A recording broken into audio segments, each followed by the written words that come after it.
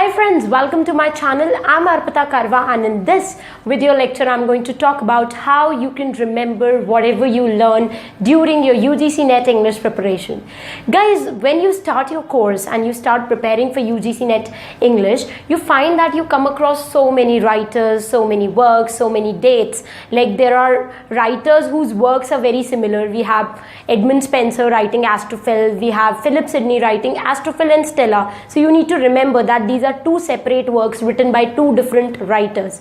At the same time, there are so many characters, and there's this work by Marcel Proust who has written In Search of Lost Time, and that work has more than 2000 characters. So you'll find so many novels and so many plays having so many characters, and you need to remember all those characters. At the same time, there are dates, like English literature is flooded with dates. You need to remember that also. So during your preparation, you sometimes struggle in remembering all those things, and even after studying really hard and for long hours, you end up getting frustrated and you end up feeling as if you will never be able to clear NET exam. So what helps is knowing how to study. Guys, rote learning, which is memorizing, basically when you're looking at the page and you're memorizing, that is called rote learning. Rote learning is not effective. Psychology says that if you use study techniques and different study methods, you'll be able to retain more, and you'll be able to retain them for a longer duration of time, and also it will be very fun. Okay, so rather than having that monotonous study drill in which you end up losing interest and you end up checking your Instagram just because you don't feel like reading the text anymore, it's better that we use certain study techniques which will help us not only to retain better but also to remember things easily, fast, and to remember them for a longer period of time. And also these activities are really fun filled, so you will never get bored of your study routine. So let's get started. The first important thing that you can do in your study routine is creating an exposure effect. If you've ever played the logo game called logo game, in which they'll give you half logos and you need to find out the company of which that logo is. So if you have ever played that logo game, you will find that you will be able to easily identify logos of companies that you encounter on a daily basis. Like McDonald's, we can see half logo of McDonald's and we can easily figure out that it's McDonald's. Why? Because of the exposure effect. If you are exposed to a same thing repeatedly, you will be able to retain it and you'll be able to remember it very easily. Okay, and that is why in our childhood we used to write the tables, 2-car table, 3-car table, and we used to paste it on the study table, so that every time we sit to study, we are able to get exposed to that tables and we are able to memorize them easily. What I did during my preparation was that I used to have these sticky notes pasted all over my room, and I used to keep on going through my room, and I used to move from one corner to the other corner and keep on glancing at that sticky notes. Like I used sticky notes for learning the movements and groups. Okay, I used to have this table in which I used to divide them and under different years, and then I used to remember the names of all the people associated to that literary movement. The same thing I did for literary theories, because for literary theory, each theory we have so many writers associated to it, so many theorists associated to it. So what I did was that I used to have these charts pasted everywhere in my room, and every day I used to look at those writers, look at those authors associated with that literary movement and that literary theory, and I used to retain them for a longer period of time. So that is one thing that you can use if you are preparing for NET exam. The second important thing that you can use is using study tools. Like I'll show you how I used to study. I'll show you all my copies and my registers and how I used to make notes. Okay, I've already talked about a video wherein I've talked about the websites I referred to when I was preparing for NET exam, and in those websites I used to find certain things I used to write down in my registers, and I used to prepare complete notes. I've already made a video on websites. I've made a video on how to make notes. In this video I'm going to show you all my notebooks, and I'll show you how I use different study tools. These are like my notebook, few of my notebooks. Okay, so like this notebook is on paper 1, then we have this notebook on history of British literature from Victorian to postmodern. Then I have a notebook on European, American, Indian and post-colonial world literature basically. Then I have a notebook on lectures, then I have a notebook on theory and criticism.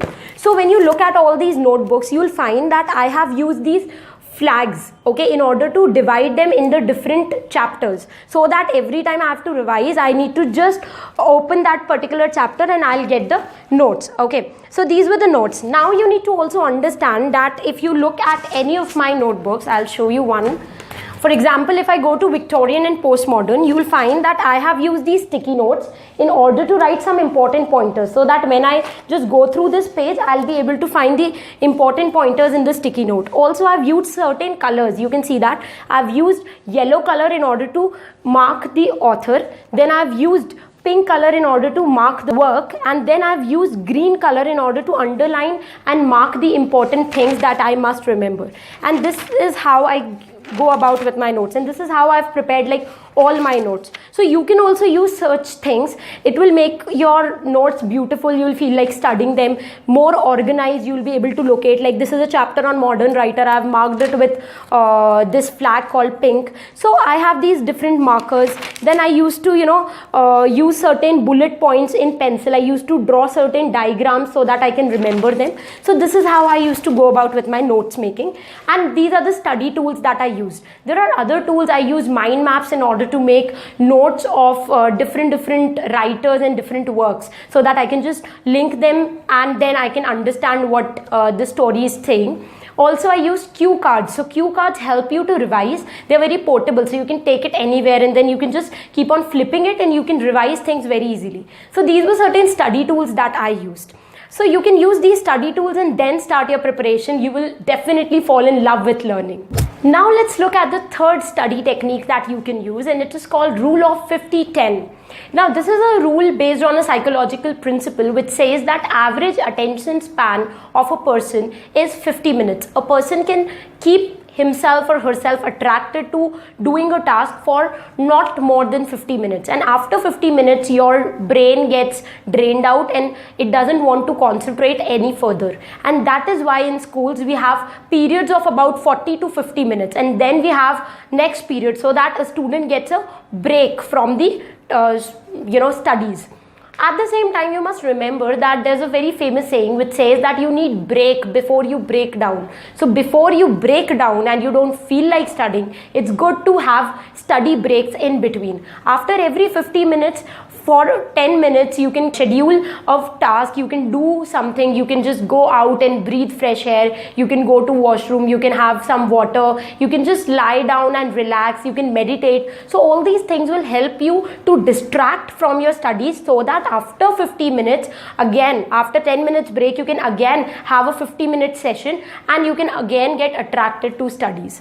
So for that, I always have this Stretchly app on my desktop. Basically, I make all my notes now on my desktop. So I have this Stretchly app. Stretchly app mein you can make changes in your study routine, and after every 50 minutes, it will make your screen blank. So you cannot work on your desktop. You have to stand up and you have to do something for next 5 minutes or 10 minutes. And only after 10 minutes, your desktop will open and the desktop window will open again. So you can download this app. It is a beautiful app. It will help you to keep yourself motivated and you keep yourself distracted, so that you are attracted again to your study routine.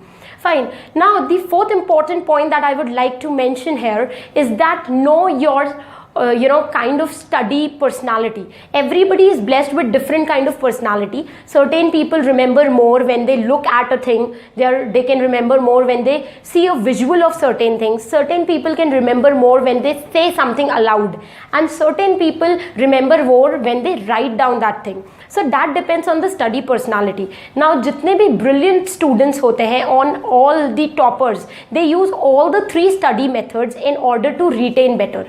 The 3 study methods are visual, audio and kinesthetic. Okay, so there are people who are visual learners, who have photographic memory. Like I am a visual learner. I learn more when I see things. Okay, so I'm a visual learner. I get the pictures in my mind, and whenever I see a movie or I see a video, I'm able to retain better. So I'm a visual learner.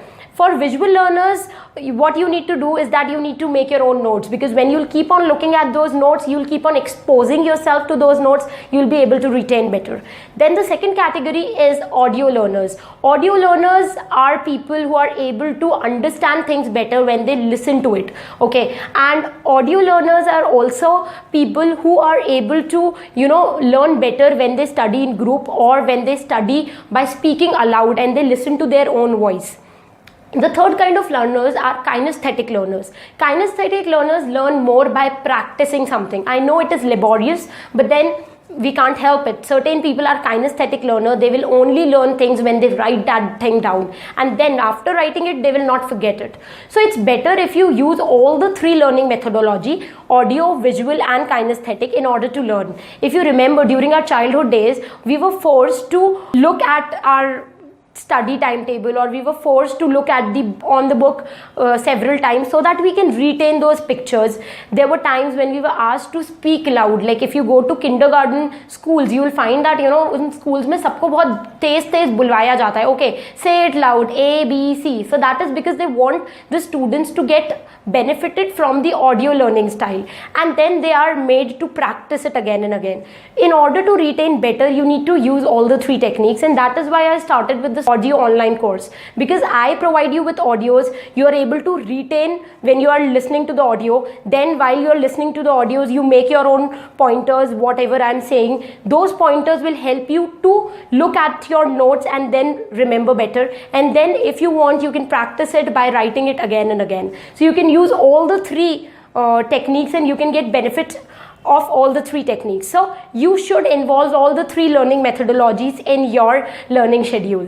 There are other learning techniques as well. We need to know about how our mind retain things by using forgetting curve. Then there is a technique called association. Then there are other things like you need to keep a check on your diet. You need to incorporate more proteins in order to retain better, because literature mein you'll come across so many things that you need to actually have a very strong brain in order to understand and retain all that information. Okay, there's this famous saying that if I have to cut a tree, I need to at least sharp my axe first. So similarly, it's important that you first work on your brain. You make your brain strong, you make your brain capable of retaining information, and only then you can start learning and revising. So you need to keep a check on your diet also, and there are so many other things. I'll be talking about other learning methodologies in my next video lecture. Till the time we meet next, happy learning, keep loving literature, and don't forget to subscribe to this channel, because I post videos every Saturday and every Sunday for UGC NET aspirants. Also, do go to the social media platforms and subscribe to my social media courses, because I'm running a free GoNet course on Facebook, WhatsApp, Google+, Instagram. You can go on these pages and you can like my page so that you are notified every time I post a GoNet quiz. Also, if you have not visited my website, do go and visit www.arpitakarwa.com. You'll find all the previous year papers on my website. You'll find all the important writers listed under the online course content. You can have a look at the list of writers and then start your preparation accordingly. So we'll meet in our next video lecture. Till the time, happy learning, keep loving literature, and stay tuned to arpitakarwa.com.